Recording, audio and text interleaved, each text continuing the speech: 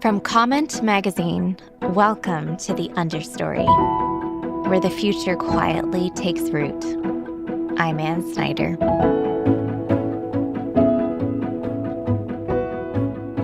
Nobody is born wanting to persevere through adversity and disappointment. Everyone needs some encouragement to do hard things. And it is so important for the desires themselves to be from within. For me, it's necessary for the development of a solid self.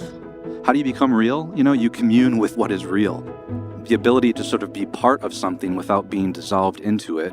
That search for communion is the most important thing I think we're lacking in the world today.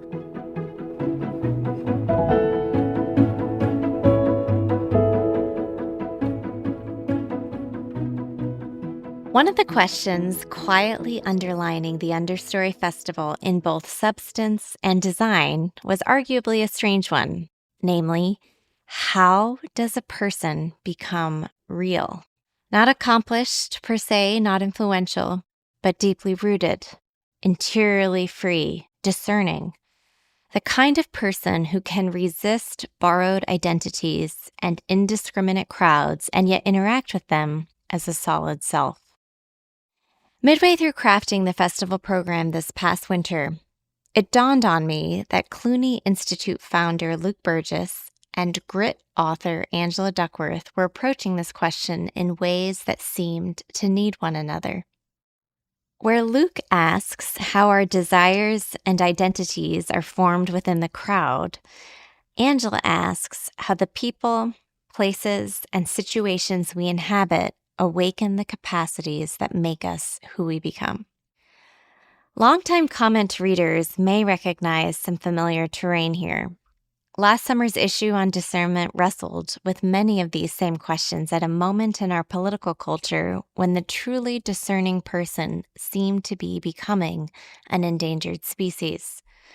Where are the men and women whose interior lives have grown sturdy enough to resist imitation, remain open to the iconoclastic nature of reality, and to choose wise paths? In many ways, that issue was an early articulation of the Understory's own purpose and of the kind of person we hoped it might attract. Luke's new book, The One and the 99, picks up that baton. Luke, as many Understory friends will know, is a writer and entrepreneur who teaches business at the Catholic University of America. His earlier book, Wanting, introduced many contemporaries to René Girard's insight that our desires are often borrowed from one another. Through the Cluny Institute, a remarkable community exploring the intersections of faith, reason, and technology, he has continued asking what it means to become fully human in an age increasingly shaped by imitation and social contagion. Angela, meanwhile, is a psychologist at the University of Pennsylvania, a MacArthur Fellow, and the author of Grit, the book that put that word into all our vocabularies. Her forthcoming book, coming out this autumn, Situated, asks how the people, places, and situations we inhabit call forth capacities we didn't know we possessed, or quietly bury them before they ever have the chance to emerge. Taken together, their work presses towards the questions so many of us are wrestling with in today's complex, powerful forces. What are the conditions that actually make genuine personhood possible? What follows is a gracious, refreshingly personal conversation between two thinkers who take big ideas seriously without taking themselves too seriously, and who, in the end, are as curious about how we become the people we are as they are about the ideas we hold. Recorded live in the Great Choir of Washington National Cathedral on Friday, May 29th, here are Luke Burgis and Angela Duckworth.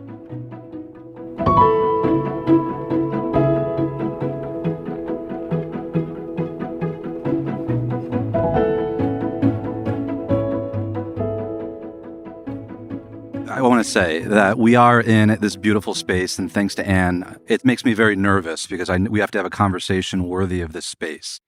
So one of the things that Luke said in advance was that this should be a conversation. And I think we would like it to be that in two ways. One is the back and forth, and we would invite you into the conversation. So hopefully we won't get so carried away that we won't spare a half hour or so at the end of our time together for you to interject, to comment. But I get to begin, Luke, and you said, I love stories. I think stories are the most moving thing. And I have to say, I think I wrote back to you and I was like, there was much to love about your book, but to me, the stories are the things that will be indelible. And so I wondered whether you might share something of the beginning story and or the end story, because I think I will forget neither many years from now. Thanks, Angela. My book opens, ostensibly this is a book about the relationship of the self to the crowd or ourselves to the various communities of which we're a part and how that constitutes our understanding of who we are. But I knew that I couldn't do that in the abstract, and I was going to have to be very vulnerable in this book and explain my own journey and relationship to various groups as an only child, as somebody who has lived in a lot of places. And one of the kind of salient features of my life, which you kind of have to know as context to understand the story, is that at the age of 29, I had started 3 companies in my 20s, and I walked away from all of them to enter Catholic seminary formation to discern becoming a priest. And I'd been in seminary for 4 years at this point and was really struggling with my discernment. And I will say that at the age of 29, after having lived in my own house in Las Vegas and had a career, in Silicon Valley, moving to a dorm room with 250 other men living in my same building was quite a shock to my system. We had a shared bathroom on every floor. So this is kind of made me grapple with questions about my own differentiation and who I was at a deep, deep level. And I was discerning, God's will for my life. I was discerning whether I should stay or leave as I was moving close to ordination and feeling myself becoming kind of abstracted from what used to be most important in my life, as weird as that sounds. I mean, being in seminary, I was like immersing myself in books and I didn't feel as real, basically, as I felt before I entered. And my parents took a trip to visit me from Michigan. They flew out to Dublin. And during the course of that trip, my dad basically told us to pull over the car on the Dingle Peninsula and got out of the car and he threw up. And we thought he was having a heart attack. And I was in a place that had no cell phone service. I was going around, like running to doors, knocking on people's doors. The town seemed like it was abandoned. I couldn't find anybody. I was panicking, and my mom and I were quite sure that he was probably having a heart attack. So no cell phone service. I had no idea what to do. And finally, a woman came along the way with a huge dog, and I ran up to her panicked, and she told me where the nearest hospital was, which was about 40 minutes away in the town of Dingle. So I got in this car. I'm on the the wrong side of the road, on the wrong side of the car, trying to drive as fast as I possibly can down these very perilous roads with stone walls about 6 inches from the sides, with huge cliffs that drop off on the side of the road. I'm trying to get my dad to the nearest clinic. And as I did that, it was strange. I guess when you're sort of in a traumatic moment, you just start having thoughts and noticing things that maybe you hadn't noticed before, like a ticking sound. You just sort of go into a different place. And I noticed as I was driving, all of the sheep wandering in the fields along the side of the road. And I was struck by the neon marks that they all had on their sides, like orange and green spray paint of triangles and circles and lines. And I mean, I thought I was on a psychedelic drug or something like that. I'd never seen, I was like, what is this? And we had just got there. This happened to my dad right after we landed in Dublin. And that image stuck in my mind. And we finally made it to the hospital. And I was quite sure that I was going to lose my dad, but I had probably 45 minutes to kill in between the time they brought us to a room and closed the curtain, and we finally got a doctor in the room, which is pretty scary, as I am wondering if my dad is going to make it. And all I could think about were the sheep for some reason.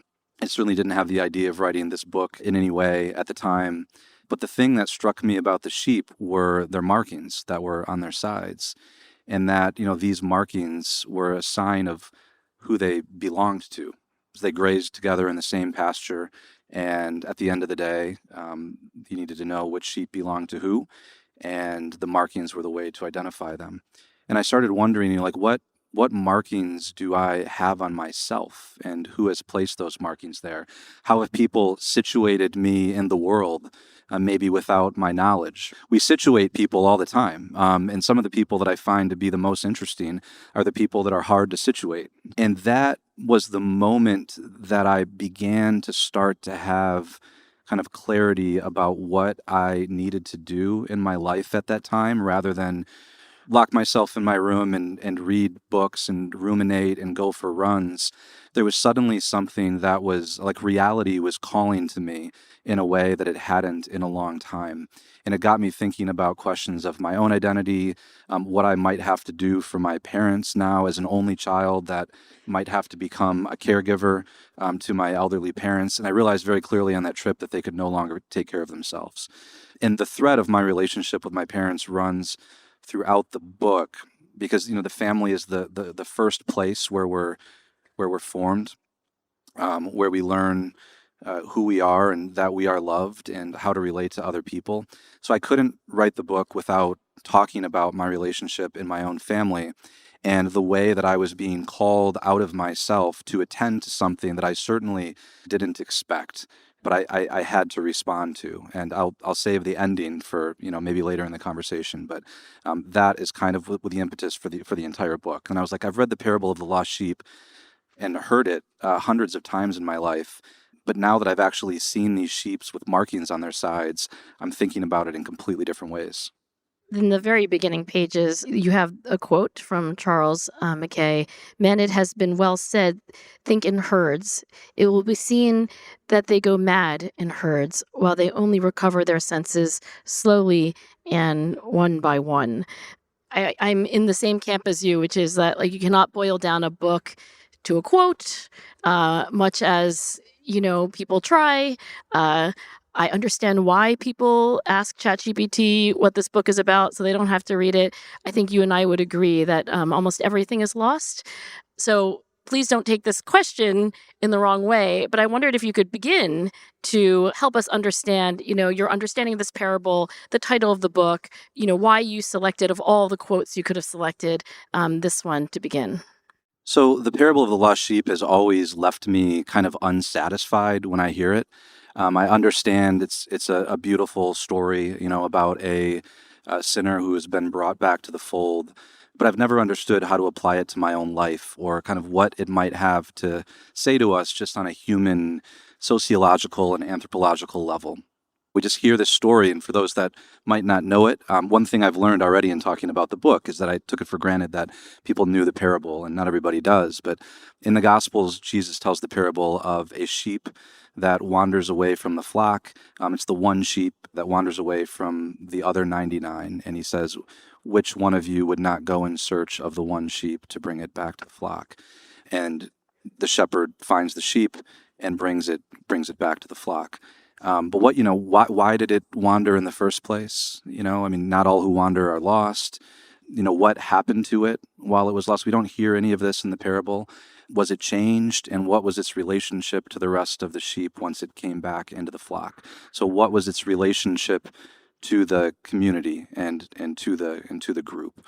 The book is called The One and the 99 because I'm interested in that relationship between how the self is formed in community and why sometimes we feel tensions within community that can either, and this is the difficult question, be asking us to stand in the tension and to grow, and sometimes to leave because our time there is served its purpose and we're called to go do something else. So that was a fundamental question that I had at kind of the heart of the book.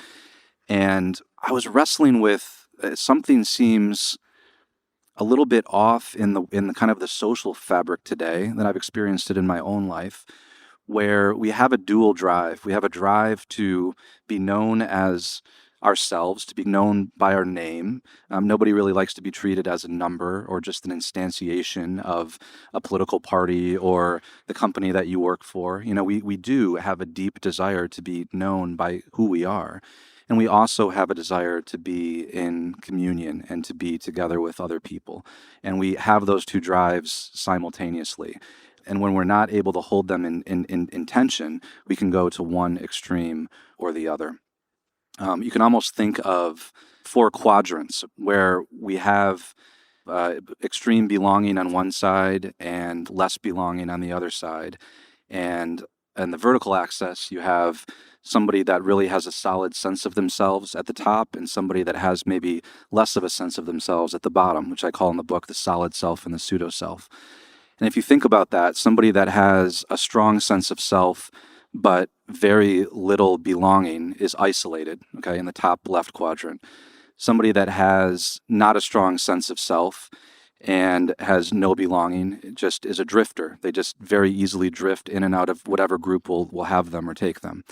Sort of in the bottom white quadrant, you have somebody that doesn't have a strong sense of self but has a lot of belonging. And that leads to fusion, where people lose themselves inside of groups very easily. They just kind of get sucked up into it, and they lose their sense of who they are, their distinctiveness. And then in the upper right quadrant, you have somebody that has a sense of who they are and distinctiveness, and also has strong belonging, and that's what I would call communion. And the ability to sort of be part of something without being dissolved into it, that search for communion is the most important thing I think we're lacking in the world today. I see all of the other ones, especially the fusion and the isolation.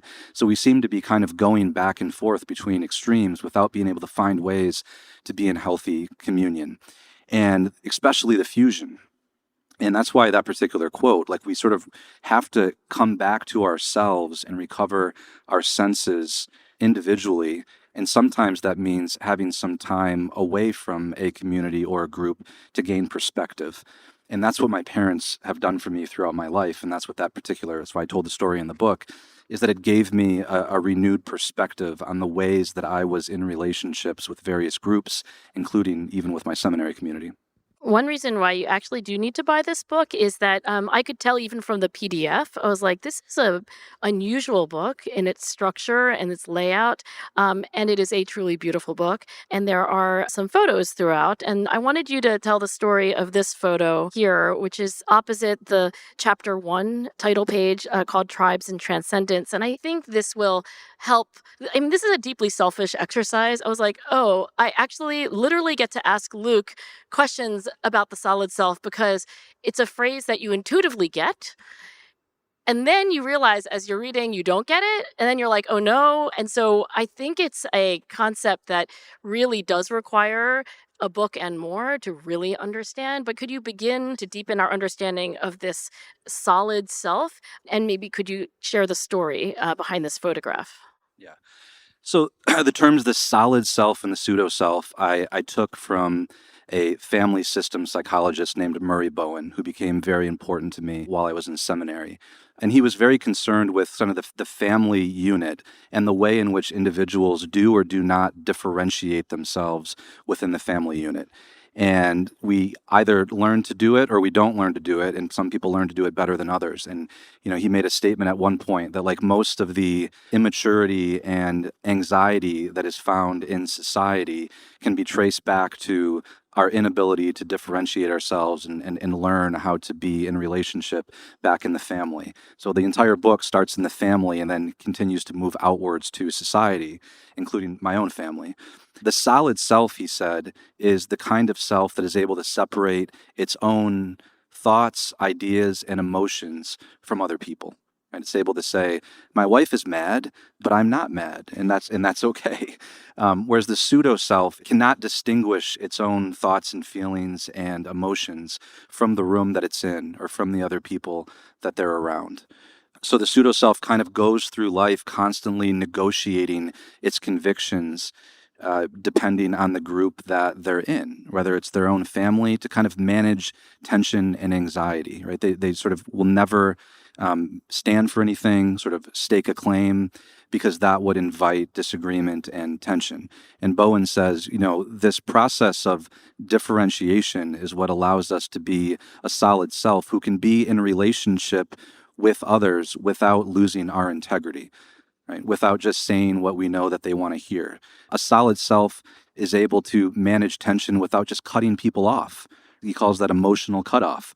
It's the kind of person that can be at the Thanksgiving dinner table, or it can be in a room in ways where their kind of nervous system isn't going completely crazy at all times, right? They just have a sense of who they are. So Bowen makes that distinction between the pseudo self and the solid self, which was very helpful for me in understanding why some communities and some groups can be formative of solid selves, and other ones seem to incentivize, in fact, the formation of pseudo selves, because their kind of spirit is one of coercion and conformity. And this became a lens through which I started to look at different things that were happening, from politics to different workplaces and even friend groups that I've been a part of. To what extent do they bring out my pseudo self, for instance? And what does that say about me? And the picture that you're referring to, Angela, that opens the book is a picture of a man named August Landmesser, who was photographed at a Nazi rally as the only man in a crowd who was not saluting Hitler. He's standing at this rally with his arms crossed. And I saw that picture for the first time, and I wondered what gave him the courage to do that. What kind of self does it take to be in that situation and to have the courage to be that differentiated? Now, why did he join the Nazi Party in the first place? He was looking for work, as far as I can understand it. And he thought that he could be part of the party without losing himself. And then he quickly realized that he was mistaken. And he fell in love with a Jewish woman. And he was persecuted by the party. He was thrown in jail for that relationship. And the more that I learned about his life, there's very little out there. But one thing that we do know is that it was his relationship with his fiancée at the time, soon-to-be wife, that gave him the perspective to not salute that day, no matter what the consequences would be. And what I learned from that is that it took something transcendent to the crowd. It took something that was outside of the group that he was responding to. Many communities can be very self-referential, and you have people, the image that I use is kind of people standing in a circle looking at one another, as opposed to standing shoulder to shoulder, looking at something that is true, good, and beautiful together. I think C.S. Lewis uses that image. And August Landmesser's relationship was that transcendent thing in his life that gave him perspective and ultimately gave him the courage to see what the spirit of the party was and woke him up. So what is the transcendent object in the communities that we're part of? Because if we don't have that, we're kind of caught in a self-referential loop, as healthy as it may seem. We don't have anything to anchor us to anything objective, and they can become sort of caught up in very subjective emotional contagion. You want to bring us to 2026 and maybe apply some of this perspective to modern day phenomenon, less dramatic and awful than the Holocaust, than what was happening those decades ago. But for example, young people today, when they cut off ties from their family, tell us about that phenomenon and then refract it perhaps through this lens of how does Luke Burgis think about cutoff?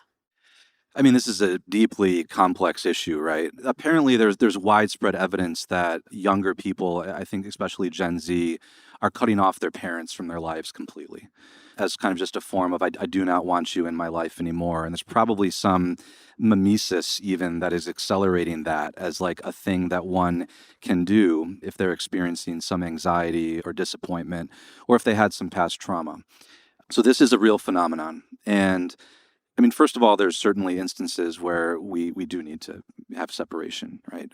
But Bowen would just warn that needs to be done through a process of discernment, because the goal of the solid self is to be able to be in communion with others without cutting them off. I mean, if I get in an argument with my wife, like one of the easiest things to do is just to storm off into another room and stew by myself for a while.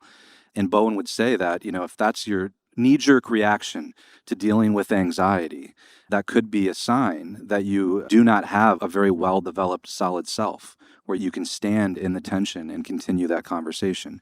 These kinds of things happen all the time. And he would say that the solid self, the goal is to actually to be able to be in relationship with somebody through the tension and through the anxiety. So it would make sense to me that in a world where perhaps, whether it's our institutions or the breakdown of the family, in a world where perhaps the solid self is not being formed as well, it would make sense that emotional cutoff or going to cut off first would kind of be an instinctual reaction for somebody that does not have a more highly developed solid self. Now, the solid self is capable of change, but it understands where its ideas, where its beliefs actually came from without just accepting their givenness to us, often in highly emotional ways. Like we borrow ideas from our parents and from role models throughout our lives. And if we don't actually examine them ourselves and form our personal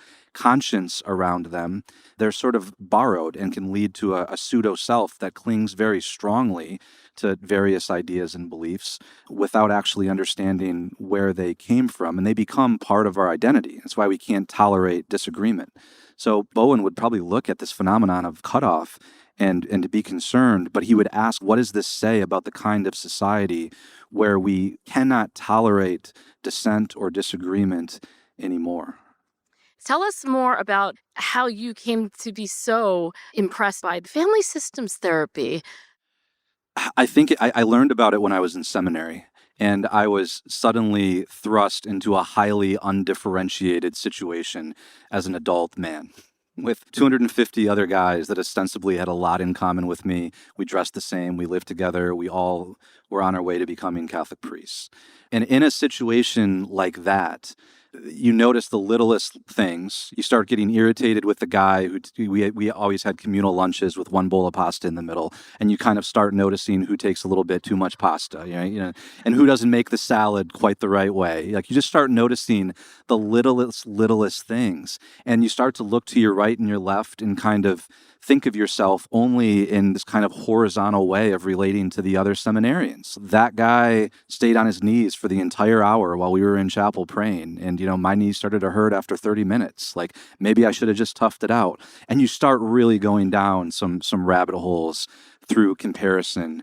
And what ends up happening is quite literally like a mimetic cauldron, where everybody is kind of imitating or trying to differentiate themselves from everybody else. You kind of start to forget why you were there in the first place, why you were called there. It sure as heck wasn't the other guys. You didn't even know them before you showed up. Seminary is a very unique place in the world and a place to be situated because you're called there, presumably because you think that you have a calling from God to be there.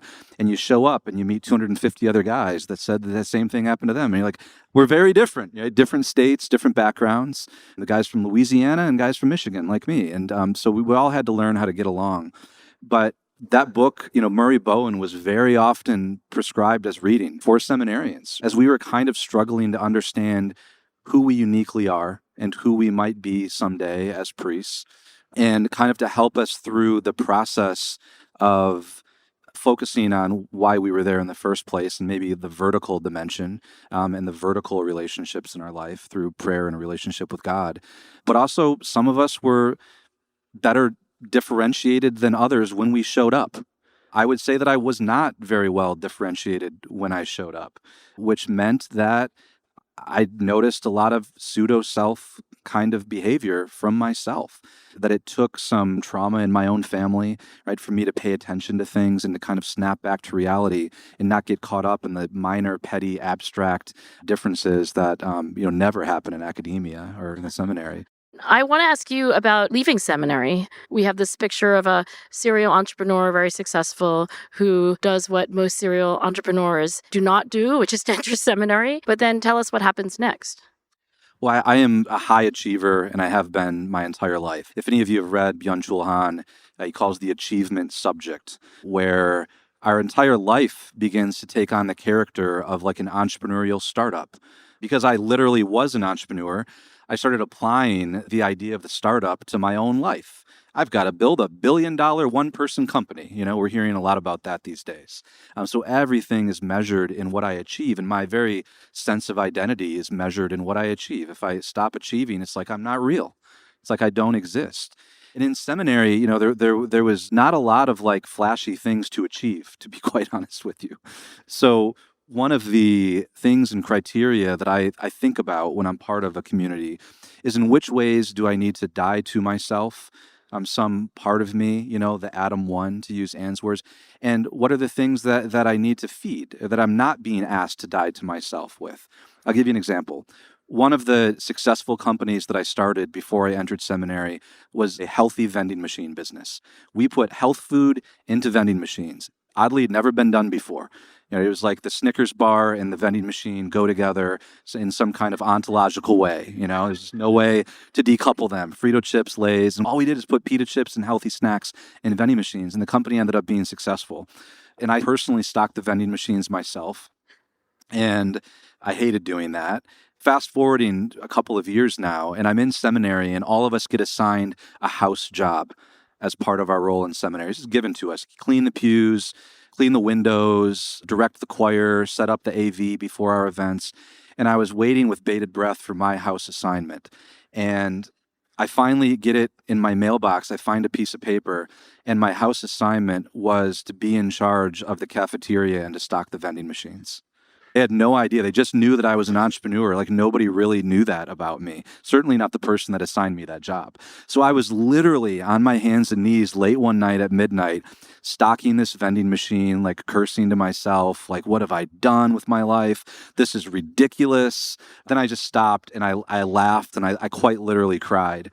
And I realized, like, Luke, this is very clearly a way in which you need to die to your ego, and you need to stock this vending machine better than it's ever been stocked, right? And that is going to be your pathway through seminary. But then there were other things about it that were causing me to be less alive. I didn't have like the outlets for creativity, and there were these little things, and it's very difficult to tell the story of why one makes a big decision like entering or leaving seminary, because there's 1,000 little moments that happen in the sacred private space between a soul and God. But I started to notice little things about the ways in which I was coming alive and where I felt the most at peace and things like that. But there's a tremendous amount of pressure, especially for somebody like me, to not leave. Because what do? I achieve.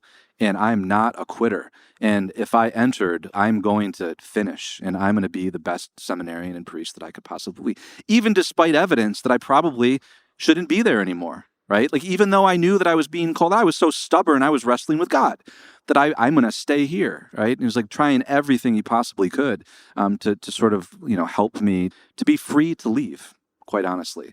And my parents were maybe the last thing they pulled out. And I said, I need to attend to my parents right now. And it turned out that my father was not having a heart attack.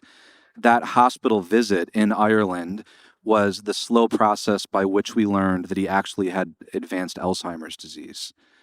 And we didn't know it. And my mother was completely overwhelmed. And I decided to step away finally to attend to my parents. I felt very clearly that that was the reality that I needed to attend to. And one of the lessons that I learned in this is when we attend to reality closely, the differentiation just happens to us because we are communing with what is real. How do you become real? You commune with what is real. And the realest thing to me in my life at that time was my father.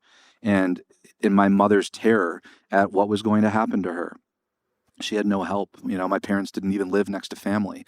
And I wasn't sure at the time if it was going to be a permanent leave or not, but I left to do that because I knew one thing.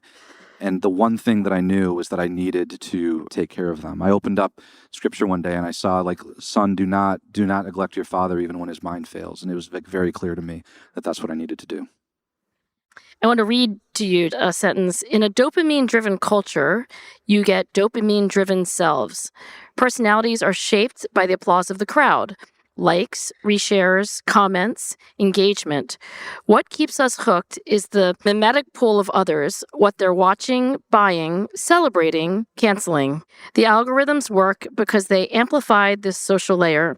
We're not addicted to our phones, we're addicted to the people inside of the phones. So I wondered if you could elaborate a little bit on what you mean by dopamine culture. Dopamine culture, I may have borrowed that phrase, and I think he's footnoted is from Ted Gioia, who sort of has written quite a bit about this, who's a kind of a jazz historian. Dopamine culture is obviously, what our phones and the quick hits do to us when we get quick hits of subjective satisfaction. We get a quick hit of, somebody liked my post or somebody retweeted me or something like that. And this has often been analyzed in kind of a neurological level, like what is social media doing to our brains? But for me, the more interesting question is what it's doing to our relationships. And I don't think that a smartphone, for instance, is quite like a slot machine in Vegas, because a slot machine in Vegas does not have other people's lives inside of it that we can see. Sure, like winning and hearing the sound makes dopamine fire in our brains because we're winning, but it's addictive in a different way, it seems to me. And it's not addictive in a social way. You can get addicted to it without any of your friends being addicted to it. Social media and the kind of dopamine culture that is mimetically driven relies on other people showing us what they want, what their preferences and interests are. And that is the biggest dopamine hit of all, because we're more interested in persons than we are in things. We're relational creatures. Nothing is more interesting to us than another person. And I think examining like what the technology, and I think there's a lot to be said about AI here, is doing to human relationships is far more interesting. And the breakdown, we live in this very mediated culture. And, one of the things I've noticed, for instance, is like, we don't attend to what is real, because I think we even talk to people, even when we're with them, the way that we might talk, like when we're online or in like a chat room or something like that. I've literally noticed this. We're sort of like migrating online behaviors into the flesh. And one of the things I like to do the most is to take people that I'm considering hiring out for a meal. I think it's the most context-rich way to get to know another person is to share a meal with them. And I've been doing this for 15 years. And one of the things that I've noticed is that nobody ever talks about the food when I take them out to eat. I like to cook and I like food. And I realize that it can be like bad etiquette to talk more about the food. And the most important thing at the meal is obviously the person across from you. I totally get that. But like nobody ever talks about the food anymore. They just look at the menu and then set it down. And I'm like, this is like some like dystopian extended director's cut of Babette's Feast or something like that, where there's like never actually any breakthrough of grace. And I'm like, the food is like a real thing. And like it seems like we don't care about it anymore. And there's like a way to just be thoughtful and to like honor the fact that you're at a nice restaurant and the chef has prepared this and to maybe comment on it. It's just like it's like a funny little indicator to me that we're operating in a world where we're not even noticing the reality right in front of our face anymore. All right, well, we will turn to the audience. Raise your hand if you have a question, and we'll start here. Thank you. My name is Greg Enos from Indianapolis. What are the implications of your work, Luke? We bandy about Jesus' command to love your neighbor. We try to practice that, but he didn't say that. He said, love your neighbor as yourself. What does solid self and pseudo self have when we lose the potency of what Jesus really said? Well, I should first of all say that the solid and the pseudo self, those are morally neutral terms. You can be like a really evil solid self.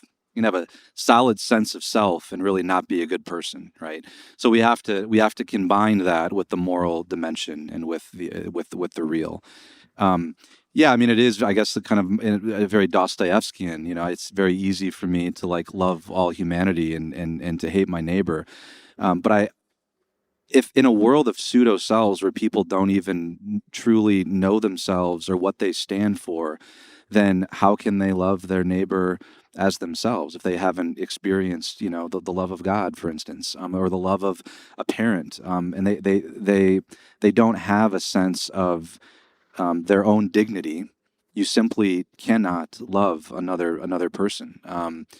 So that is, I think, really the challenge of our time, and it's why, the quote that opens the book is like coming back to our senses one by one and understanding the importance of the word I. Now, I'm the biggest critic of like individualism, right? But there is Thomas Merton once said, the person must be rescued from the individual, and the person is the one who is in relationship with other people, and who can say I in all of its richness and understand why I believe something, and not only talk in like we language all of the time, right? But can make something personal and make something my own, and own it and take responsibility for it. And I think that if there's got to be kind of a healthy a healthy way of forming persons, not individualists, that has this understanding of our responsibility to other people. And the way that I would define freedom is our ability to do what is good, our ability to respond to what is good in the world. Hi there, I'm Ari Schulman. I'm a writer and editor. Thanks very much for the talk, Luke. I have a big question and then a smaller question. The big question is, we just went through a sort of a period where a lot of people were defining themselves as being the one against the 99, and where you're hearing a lot of people talk about how they are heterodox, anti-orthodox, ideological diversity, all of these kinds of terms. A lot of this kind of came wrapped up in being anti-woke, but it wasn't exclusively that. What you're describing doesn't sound to me in spirit like that actually at all, but on the surface there are some sort of similarities to it. I wonder how you would distinguish those two things. And then I also was just curious, did you stock the vending machines and the seminary with healthy food? No, that was the worst part. I had to stock them with the junk food. I'm so glad you asked that. It's such a Yeah. I was stocking the Frito-Lays. So it's a great question. And there's an interesting story, and this is definitely went into the formation of the book. There's an interesting story in a Gnostic gospel that sums up like what I think our culture is like today. And this is in the Gnostic gospel of Thomas. It's not in the canon for a reason. Jesus, the same parable of the lost sheep is in the Gnostic gospel. But instead of finding the sheep and bringing the sheep back to the fold, Jesus finds the sheep and pats it on the head and says, "Oh, you're smarter than those other dumb sheep. You're like the high IQ sheep. You're different than the rest of the sheep, right? You have some secret knowledge of who I am that the other sheep don't have. Like, you don't even need to go back to the flock. Or if you do go back to the flock, you're just my special sheep." And I thought, wow, that really does kind of sum up this drive to be like the highly differentiated founder kind of person, or the person with this highly differentiated take. But it's a Gnostic gospel for a reason, right? That's not what the parable is actually about. And the process of differentiation, its whole goal is to allow us to be in communion with other people. And I think that the difference then, it doesn't end in how special you are. It ends with you being able to having the ability to be in a deeper relationship with somebody else without having to sacrifice your essence or your integrity. Can you? I think I learned about 100 new vocabulary words actually reading this book. What does mimetic mean, really? Mimetic is just a word from the Greek word that means to imitate. And Rene Girard, who I wrote my first book, Wanting About, said that human beings are highly imitative creatures and that we even imitate the desires of other people. And he didn't call it imitative desire, he called it mimetic desire, because, mimetic just kind of sounds bad, doesn't it? It means that it's kind of an unconscious form of imitation, the kind of imitation that we're not proud of, that we probably don't even know that we're doing. So mimesis usually has a negative connotation. We can speak about positive mimesis, but usually when Girard is talking about it, it's in a pretty negative way. Thank you both. My name is Pam King. I'm from the Thrive Center at Fuller Seminary. Big fans. Thank you. Many of us are here because there's an itch. We're people of faith who are deeply dissatisfied with what our local congregations, schools, communities, organizations are offering. What does this relational telos, or this way of being that is so relational, both differentiated and communion, how would you recommend that congregations, schools, organizations change to form people in these ways? Do institutions even think of themselves as forming people anymore? I mean, not very many, but I think that's what institutions are meant to do.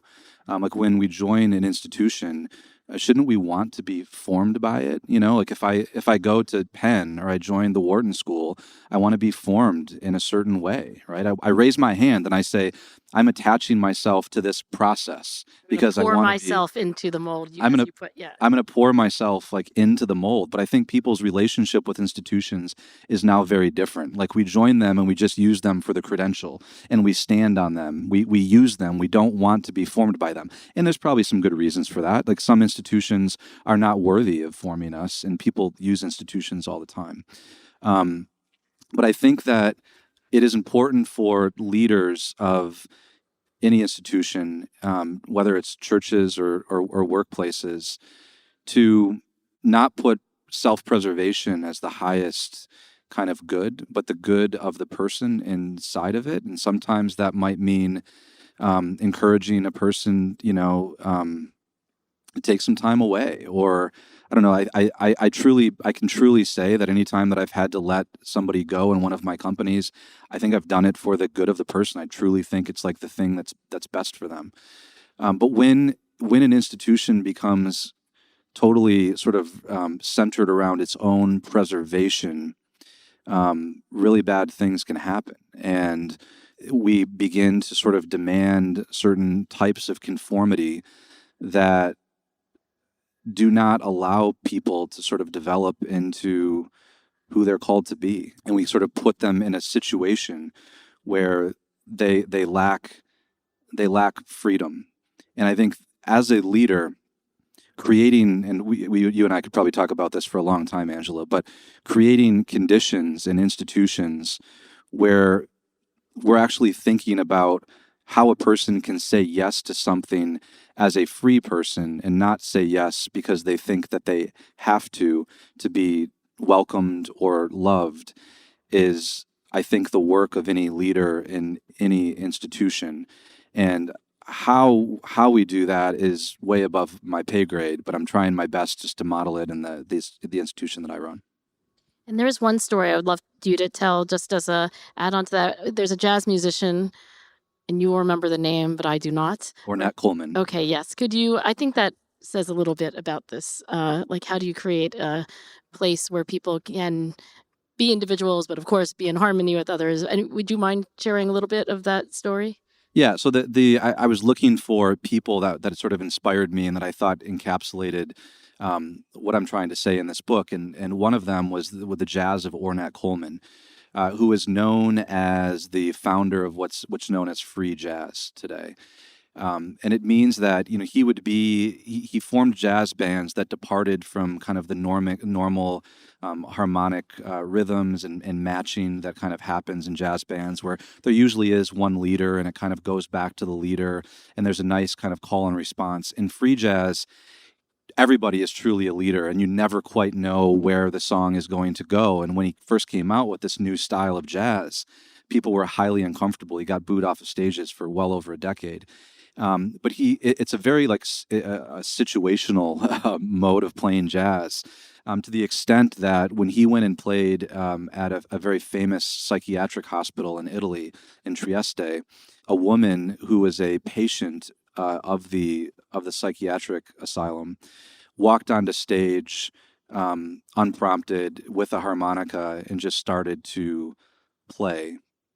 And rather than stop what he was doing or tell her to get off the stage, he just jammed with her for the next hour and played music and made her a central part of the band that day. And everybody was kind of mortified and nervous about what he was doing.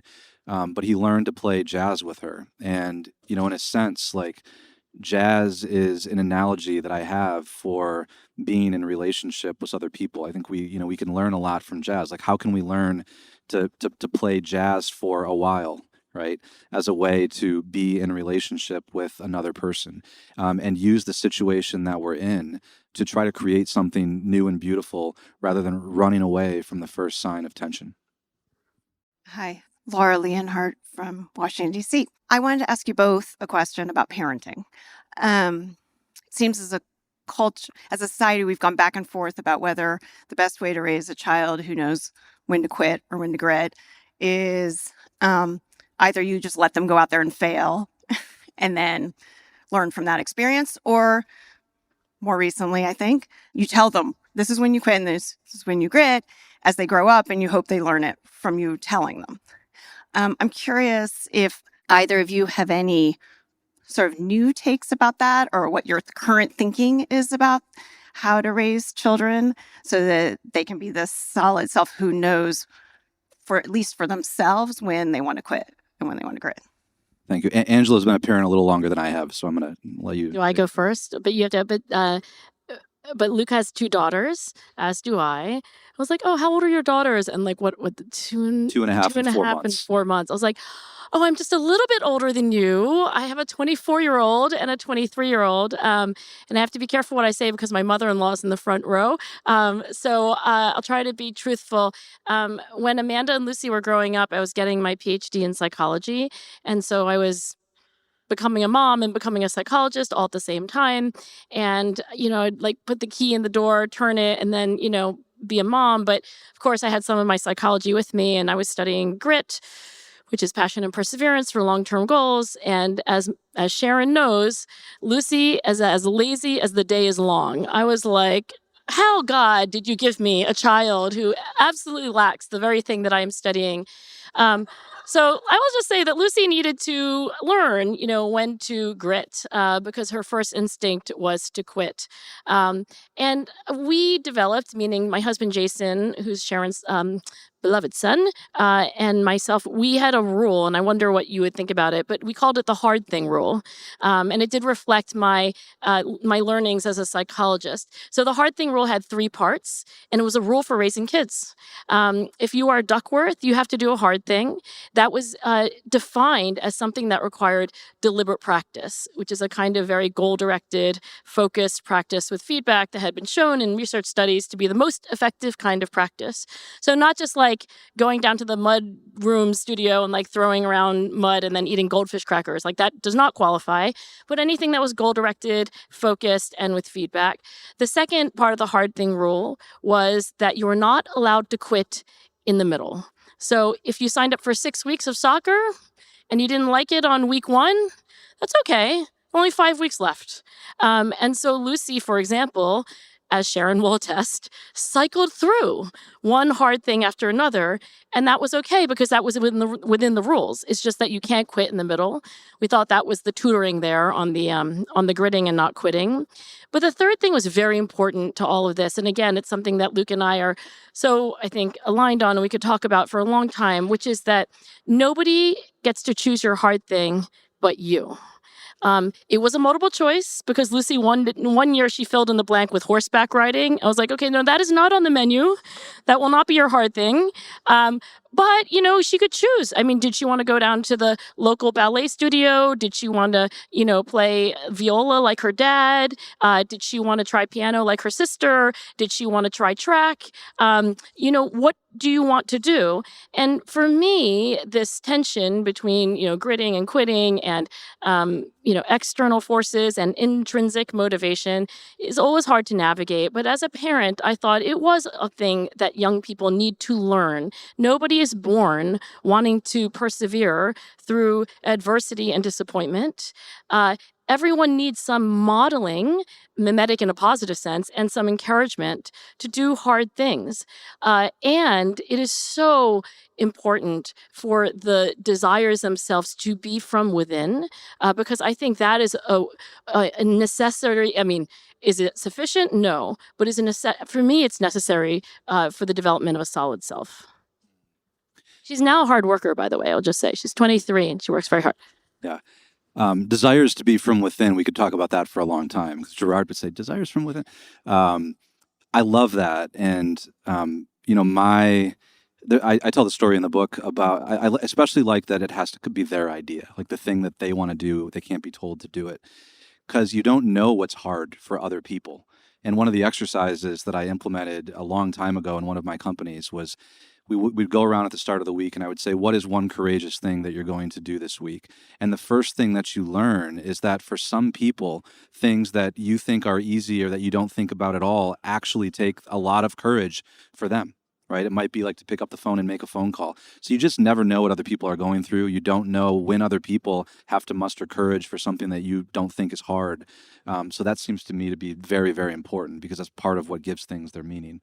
And are you doing anything now, or are you planning to do things for your still very young daughters? I mean, it's funny very you, young. you tell this. I mean, yeah, very young. 2.5. I went to my toddler daughter's ballet practice, the last ballet practice of the year yesterday, and she fell and busted her lip in the very middle of the practice. And it was like the only one that I could go to for the whole semester. And she busted her lip apparently 60 seconds before I walked in the door. And she was just came over and sat on my lap the whole time. And I was like, I can't. I was like, do I tell her to get back in there and like keep going, or do I just like let her sit here on my lap because I was really enjoying that? And I made the decision that I wasn't going to say anything to her, and I wanted her to decide on her own if she wanted to get back in there and start to be part of the lesson again. And sure enough, with about 5 minutes left to go in class, she ran out there and dove right in. My name is Catherine. I live in Austin, Texas. As we talk about mimesis and imitation, my mind also goes to imagination. And I think one thing a lot of us are here gathered to talk about is what does it mean to have social imagination in this time? I think we can all probably name a lot of mimetic narratives that we feel are very widespread right now across a lot of different vectors. And I'm thinking about imagination as a potential way to intervene in some of the ways that we imitate. Maybe not, though. And I'm curious your thoughts on that. Who do you see in this moment, whether it's an individual or a movement or an institution, that is modeling kind of social imagination well? And what do you think the relationship between imagination and imitation are? Forming a moral imagination is, I think, the great task of our age. This gathering comment, this is certainly doing it. I've spoken a lot of places, but never a place this beautiful. And I think even just the very choice of this place indicates the register of the kind of conversations that we are going to have here. It literally changes the way I think that we're communicating just by being here. It forms our imagination. And, imagination forms love and attraction. And there's a kind of a middle term between knowledge and reality that I think is being eroded right now in our culture. Like we can know things or we can interact with reality, but the middle term is kind of the affective sphere, right? And when I say affective, I mean like the way in which we're moved. Right? I mean, Augustine would actually call it love, right? The force of our love. And he said, amor meus pandus meum. My love is my weight, right? It literally moves me and binds me towards different things. And, we learn what to love and we learn how to be moved in part through our imagination. My daughter, we spent our summers in Michigan, and I've been getting my daughter all like fired up about going to Michigan for the summer. And we're looking at pictures, and I just read her a book about Michigan, and her imagination is just going crazy right now. And that girl loves Michigan, believe me. She really can't wait to get to the lakeshore right now. And that's a little selfish thing on my part because I want her to be a Detroit Lions fan and like Michigan. But I mean, the imagination has everything to do with what we're talking about because it's it forms love and desire and movements in us even before we've had contact with certain things. And Plato wrote extensively about this, right? Like we're forming our ability to respond to reality from a very young age. So I think the imagination is critical. And I won't name any other people or things that I think are doing that. It's like when I write a book, I try to only use people that are dead because I don't want, I don't want anybody to. It's just too easy when people are alive. You never know what's going to happen. We're coming to the close of our time together. The end of your book, of course, is the acknowledgments. I wondered if you wanted to end this conversation with any thoughts of acknowledgement or any last thoughts. Angela, I hope we can have a whole nother discussion about situated and situations. You can do that. They're so important to me. They're so important to me that in the acknowledgments section of this book, I acknowledge like a dozen coffee shops and restaurants that I wrote this book in. I loved that. I was like, you saw that? The acknowledgments is the first thing I ever read. I was like, turn to the back, read the acknowledgments, and then I start at chapter 1. I always read the dedication and I read the acknowledgments. And that's because I write very, very well. I write my best when I'm out in environments with other people around me. I don't know how to explain it. I'm observing, I'm like picking up on their energy. So those situations matter a lot to me. And, choosing, I think that in a relatively artificial age, in an age of AI, in an age of abstractions, the real is really important. The question of the real and the unreal. And I think maybe why I enjoy being, out at coffee shops and bars writing is because I'm sort of immersed in I feel like I'm immersed in the real there. And it's harder for me to get inside of my head and to start thinking in abstractions. I'll sometimes, if I'm stuck, I'll stop and I'll look into somebody else's face or watch what they're doing. I don't know, maybe it's weird, but every once in a while I find like one of the most creatively generative exercises for me is to eat alone and to taste the food and to pay attention to the things that are going on around me. So I think that places, situations, being intentional, curating them, surrounding ourselves with people that encourage and support us, beautiful places are going to be very, very important to the future of our country and to humanity. So I want to say thank you to Luke, this gift of the 1 and the 99. And we want to say, Anne, thank you for not making this a Zoom webinar, because I think this is a much better situation. Could we give a warm round of applause for Luke Burgess? Thank you so much.